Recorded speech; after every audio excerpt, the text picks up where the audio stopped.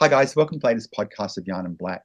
Today I've got a really great friend of mine on Manny. I'll introduce you to Manny in a minute, but first I would just like to acknowledge the traditional custodians of the land that I'm coming in from.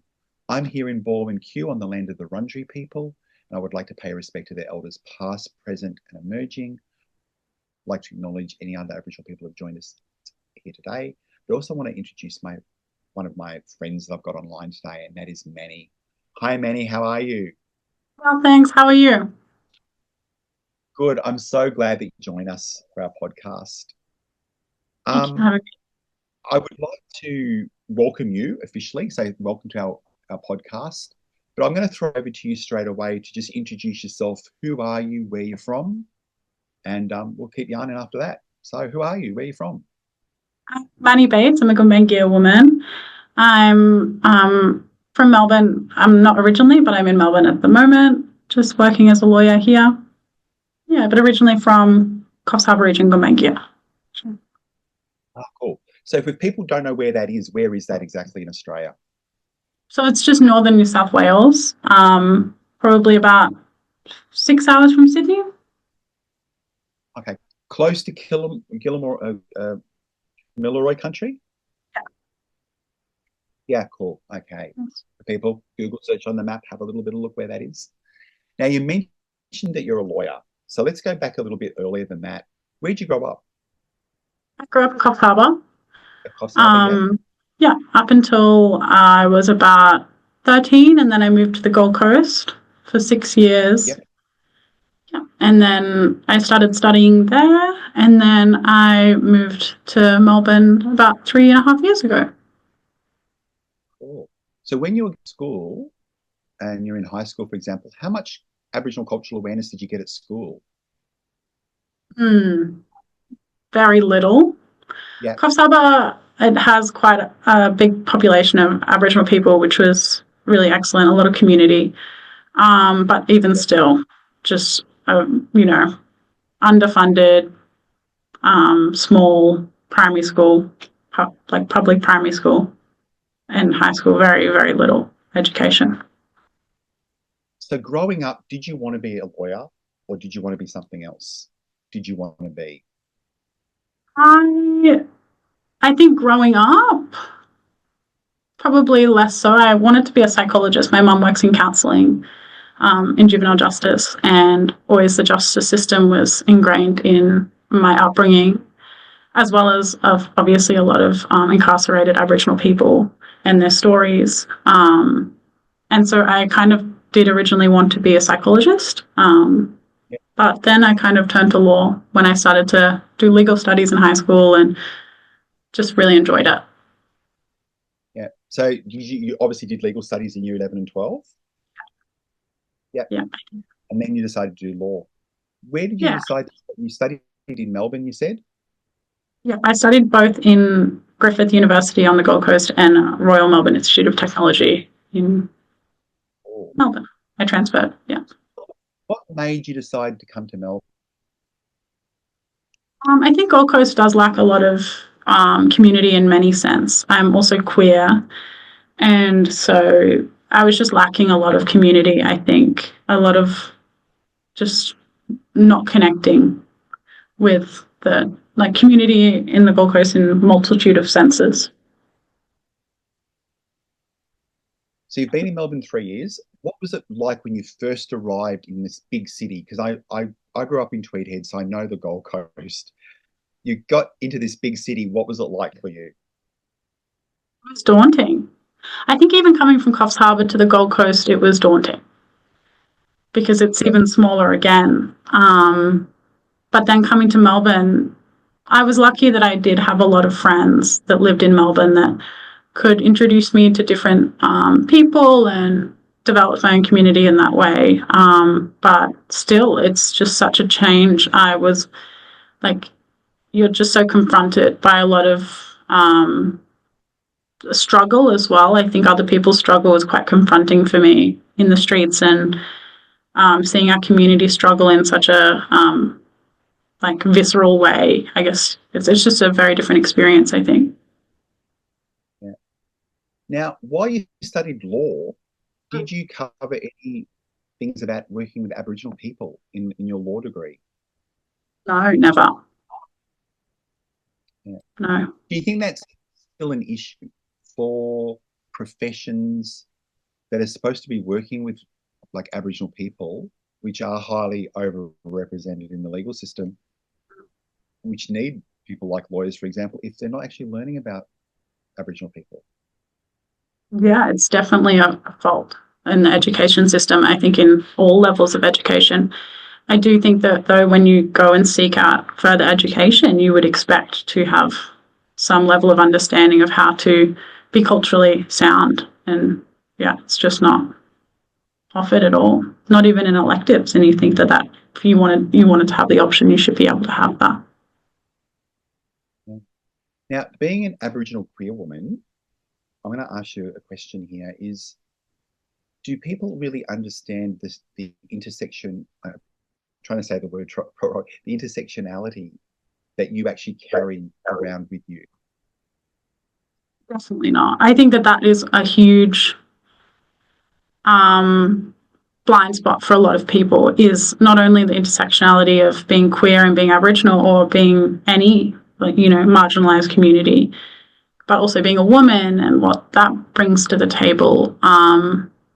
Yeah, it's definitely a blind spot. And I think specifically as in relation to my Aboriginality, I think is the biggest blind spot.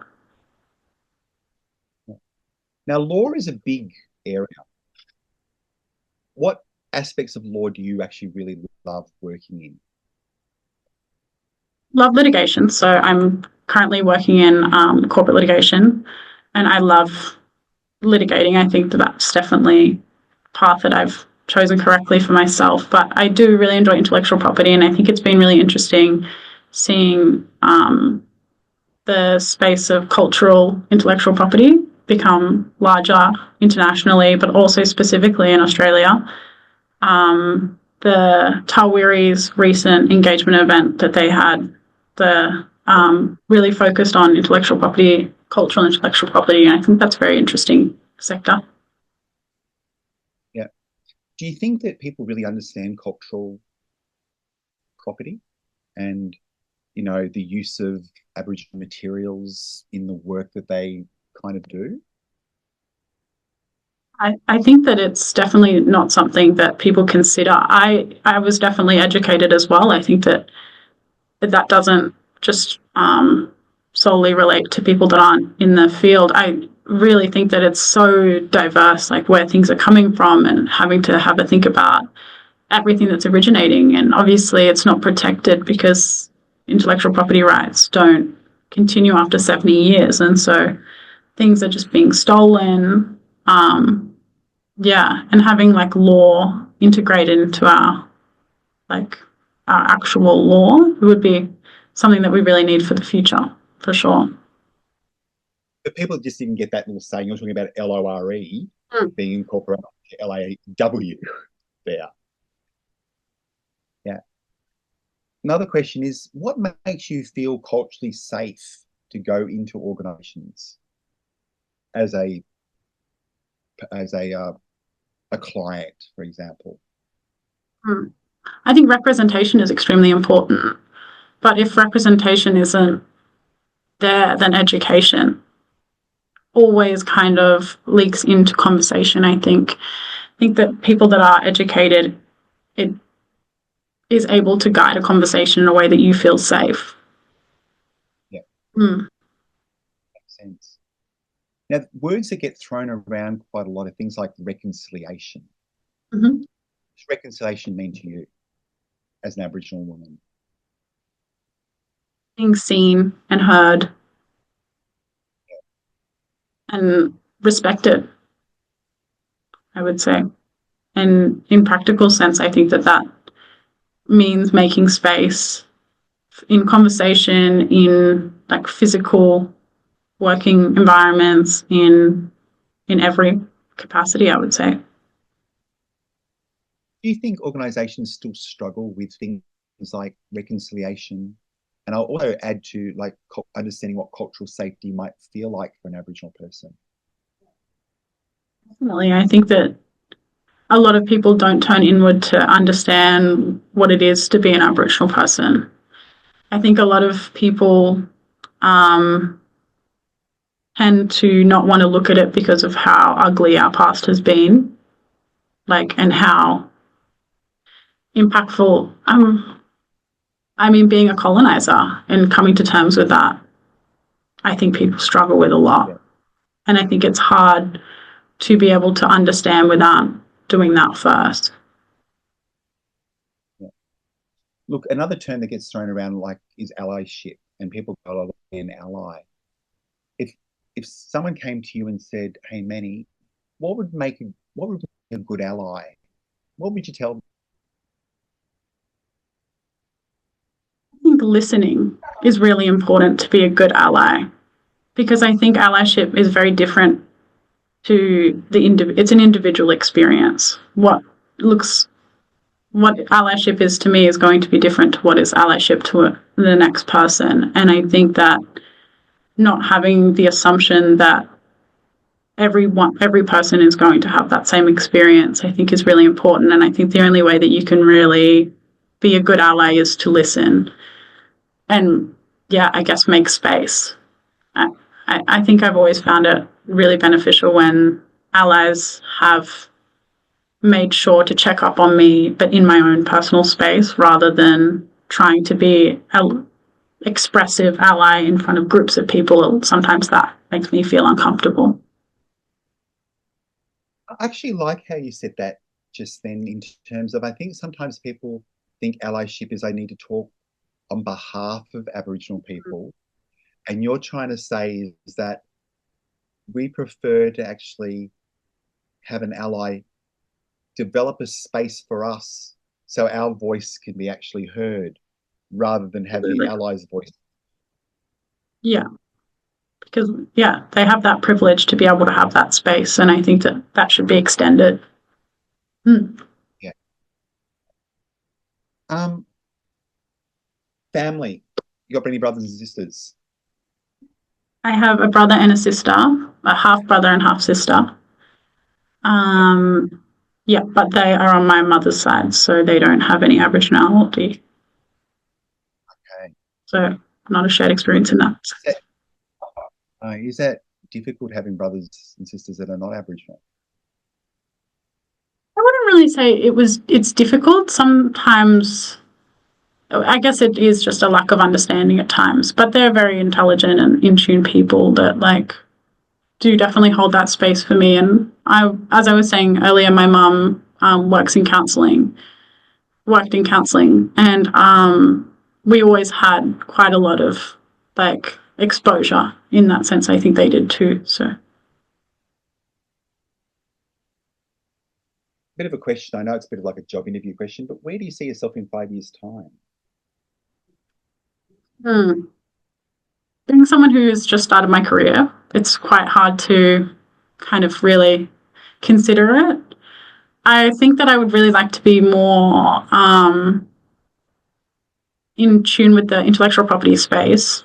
I think in many different ways. I really find it quite interesting, but in the litigation sphere, um, that's in relation to my work, in relation to my personal life. I am on a new journey, not new journey. I think it's always a continuing journey, but connecting with community in Melbourne specifically since moving. I think that that would be a really great thing for my future. Coming from another country down here, what protocols do Aboriginal people need to follow in order to get to know community? Yeah. Um, yeah, it's not something that I'm ultimately super educated on. I think it would be respect of country and community and protocols. Yeah. I think that's interesting because, and why I ask that is that Yeah. I get a lot of our viewers, some are Aboriginal that come to Melbourne and they go, I don't know where to start. I don't even Yeah. know. I know part of me is I need to actually get to know community, but I don't even know where to start. Mm. It's That's definitely been bizarre. a struggle. And the first step is always the Yeah, hardest, no? yeah. Yeah. What key messages would you like our listeners to walk away with from a bit of a yarn this afternoon? I think that we, yeah, we need to keep going. We're not, I think that I was naive to think that in my experience in, yeah, corporate, it's been, uh, we need to keep going. There's more work to be done. But also, it's like the change is there and people have done the work in the past, which has been really, really impactful. And we've got the space, but let's make the space comfortable. I like that. I like that. And also, I'd like to add to that, if I could, the fact is that as Aboriginal people, we don't know everything either. Absolutely. We're on a learning journey ourselves. Definitely. And if we're on a learning journey, then we expect our allies to be on a learning journey as well. Was, yeah. Look, I want to say thank you for hanging out with me this afternoon. I know how busy you are, and